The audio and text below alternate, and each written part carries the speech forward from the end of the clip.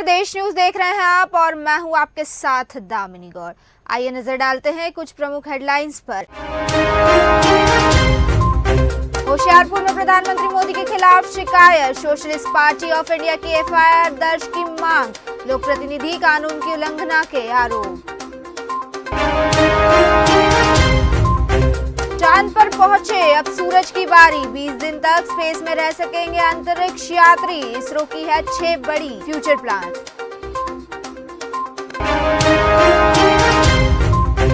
मध्य प्रदेश में जमकर मना चांद को छूने का जश्न, इंदौर में तिरंगा थामकर नाचे लोग, उज्जैन में महाकाल का विशेष श्रृंगार।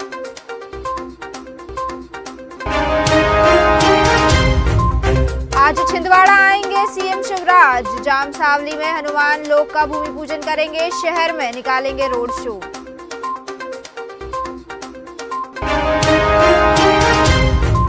स्नातक मध्य प्रदेश में कोई बड़ी भर्ती परीक्षा नहीं, प्राथमिक माध्यमिक शिक्षकों के 8,500 पदों पर भर्ती के लिए नोटिफिकेशन नहीं, असिस्टेंट प्रोफेसर भर्ती की भी मुश्किल।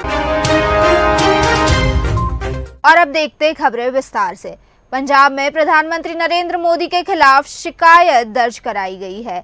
यह शिकायत जिला होशियारपुर के एसएसपी सरताज सिंह चाहल को दी गई है। साथ ही उनसे प्रधानमंत्री के खिलाफ एफआईआर दर्ज करने की मांग भी की गई है। मामले में शिकायतकर्ता सोशलिस्ट पार्टी ऑफ इंडिया का 7 सदस्यीय प्रतिनिधि मंडल है। शिकायतकर्ता ओम सिंह सटियाना और पूर्व प्रधान बलवंत सिंह खेड़ा की अगुवाई में प्रतिनिधिमंडल ने होशियारपुर के एसएसपी को शिकायत दी है। उन्होंने प्रधानमंत्री नरेंद्र मोदी के खिलाफ भारतीय लोक प्रतिनिधि कानून के तहत केस दर्ज करने की मांग की है। तो वहीं राजस्थान में सत्ता में रहने के बाद अगले चुनाव में SC/ST रिजर्व सीटें हाथ से निकल जाने के कारण कांग्रेस सत्ता से बाहर हो जाती है। 2013 के चुनाव में कांग्रेस की बुरी हालत का बड़ा कारण ST/SC सीटों पर करारी शिकस्त भी रहा है, लेकिन इस बार सत्ताधारी कांग्रेस पिछले ट्रेंड को तोड़ने और अपने परंपरागत वोट बैंक को बचाए रखने के लिए पहले ही सतर्क हो गई है। यही कारण है कि प्रदेश के 59 रिजर्व सीटों को जीतने के लिए कांग्रेस ने अलग से मास्टर प्लान बनाया है। आपको बता दें, ST/SC वर्ग पर पकड़ मजबूत करने के लिए सभी रिजर्व सीटों पर पहली बार बूथ से लेकर ब्लॉक और असेंबली लेवल पर 3-3 टीमें चुनाव मैनेजमेंट का काम करेगी। इसकी सीधी monitoring all India conference committee से होगी। वहीं प्रदेश भर में लाखों भर्तियों की बाट जो रहे बेरोजगारों को अगले साल तक इंतजार करना पड़ सकता है। इसकी मुख्य वजह है कि दिसंबर तक प्रदेश में अब कोई बड़ी भर्ती परीक्षा प्रस्तावित नहीं है। इधर पटवारी परीक्षा का रिजल्ट घोषित होने के बाद भी अब तक चयनित अभ्यर्थियों को नियुक्त नहीं किया गया है। दरअसल घोटाले के आरोप लगने के बाद इसे होल्ड पर रखा गया है। इसी तरह प्राथमिक और माध्यमिक स्कूलों में शिक्षकों की भर्ती का नोटिफिकेशन भी अभी तक नहीं जारी किया गया है।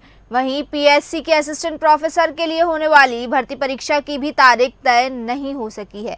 इसके आवेदन में अगर कोई त्रुटि सुधार करवाना है तो उसकी तारीख ही 2 नवंबर निर्धारित की गई है।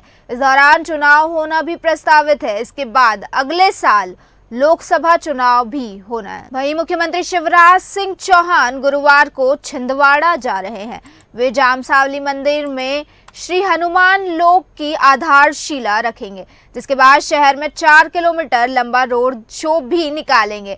सीएम के प्रोग्राम को लेकर शहर में भारी वाहनों के प्रवेश को प्रतिबंध किया गया है और रूट भी डाइवर्ट किए गए हैं। आपको बता दें, जामसावली हनुमान मंदिर का निर्माण 314 करोड़ रुपए की लागत से होगा। राजस्थान हाई कोर्ट से हेरिटेज नगर निगम की मेयर मुनेश गुर्जर को बड़ी राहत मिली है, जिसके बाद पिछले 18 दिनों से खाली चल रहे मेयर को मुनेश फिर से संभालेंगी।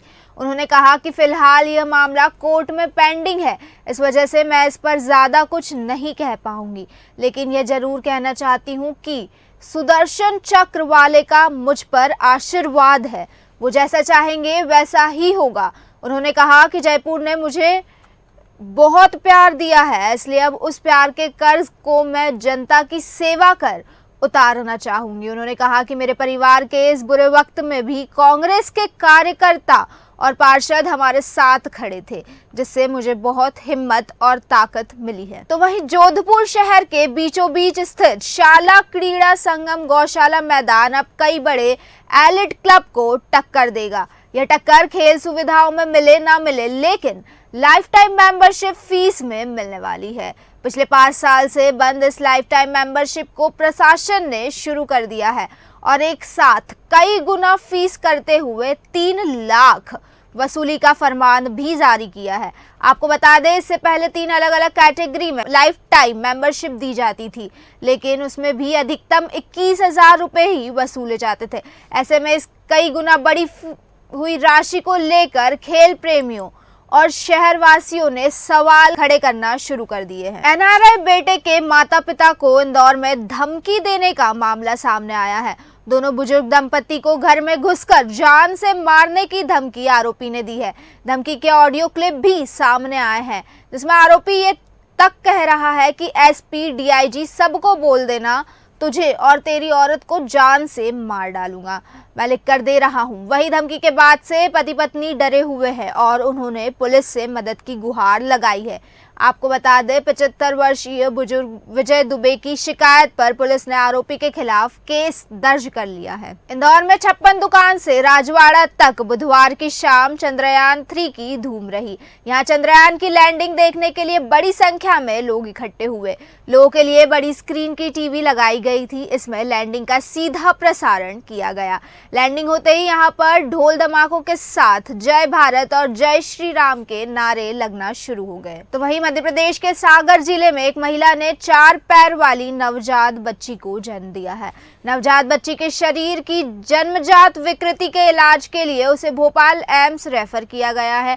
आपको बता दें, यहाँ डॉक्टर्स मेडिकल जांच के बाद बच्ची की सर्जरी कर अल्प विकसित दोनों पैरों को ऑपरेशन कर शरीर से अलग कर देंगे, ताकि नवजात आगे की जिंदगी सामान्य बच्ची की तरह जी सके। जयपुर में एक युवती ने अपने बॉयफ्रेंड से परेशान होकर सुसाइड कर लिया है। सुसाइड से पहले अपने बॉयफ्रेंड को फोन कर इसकी जानकारी भी दी।